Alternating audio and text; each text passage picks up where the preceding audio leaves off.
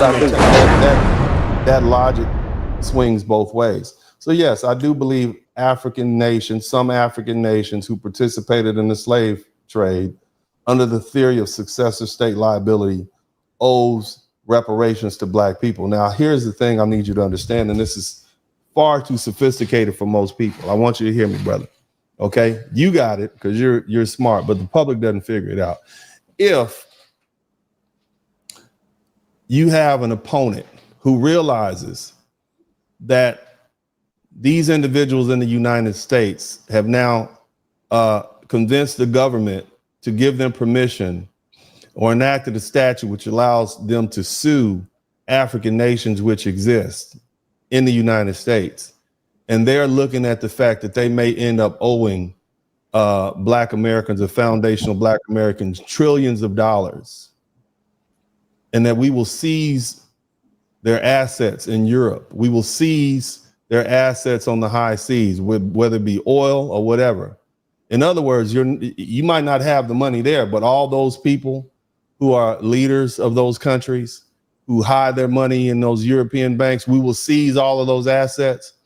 Do you realize the sort of leverage that we have in negotiating whether or not you're going to cut through that red tape when we want to come get citizenship in Ghana or Nigeria? Do you realize the fact that if you do anything to our people who are over there and who are trying to set up these enclaves in these different settlements for foundational Black Americans in any of those countries, we will begin to take your money?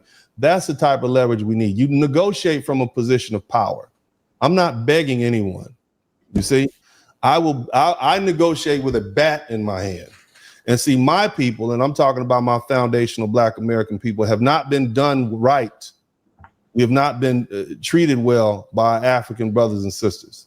And so now at this point, since we're not the same people, and the Africans will tell you all the time, oh yeah, we weren't selling our own people into slavery. Oh no, they were from different tribes. Good, keep that same energy.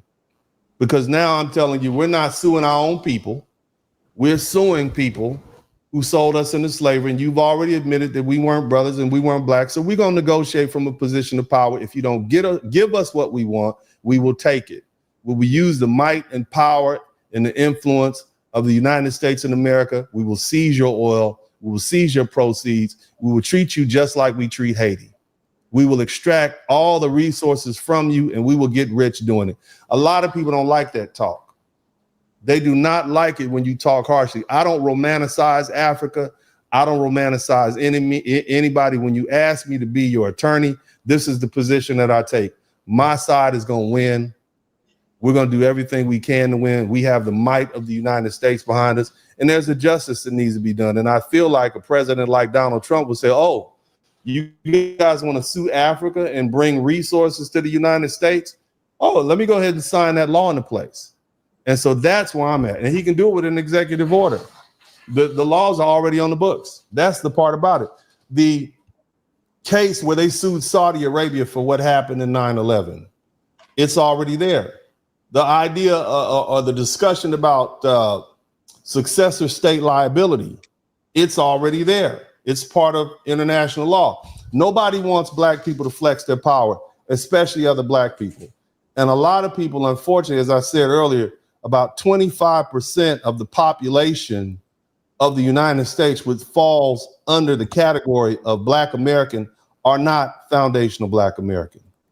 They are literally people of first generation, second generation African descent or Caribbean descent. So their loyalties are not necessarily unified with ours as foundational Black American. And that is the problem with taking a poll of modern day Black Americans. They don't have the same interests. They identify more with their nation, their country, or even immigrants than they do what we have going on here in as foundational Black Americans. But that's what I got. Well, one thing I like that you in other words, brother, take it. If they don't want to give it to you, take it from them. You kind of went. Yeah, well, one thing I like that you said was about how you don't romanticize Africa, because a lot of people, I don't know if it's just Black Americans or the Africans themselves, that make it seem like there was no wars and there was nothing going on negative at all in the continent of Africa, when everywhere throughout the world, humans have fought wars and enslaved the captives afterwards and sold the slaves off in different parts of the world. In Constantinople, they had North African slaves, they had Eastern European slaves.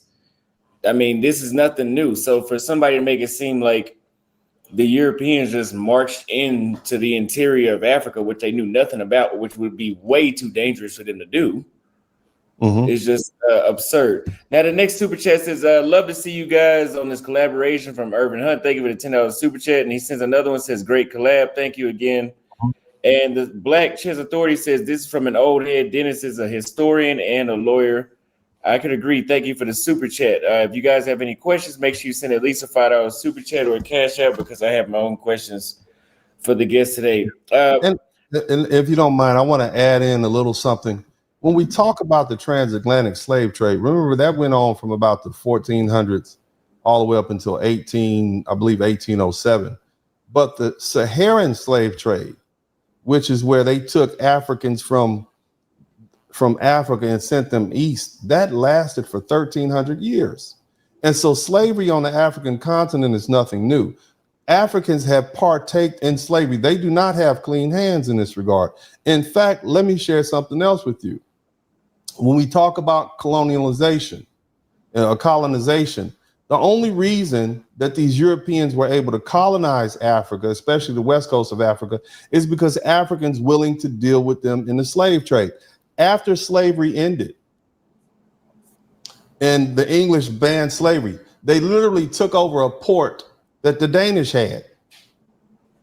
And the Danish sold the port. Okay, slavery's over, we taking over the port. And then Europe came in, number one, to shut down the slave trade. And then they began to exploit, not Europe, but Great Britain came in and exploited Africa even further. Africans opened the door to let Europeans in. It was Africans' fault that happened.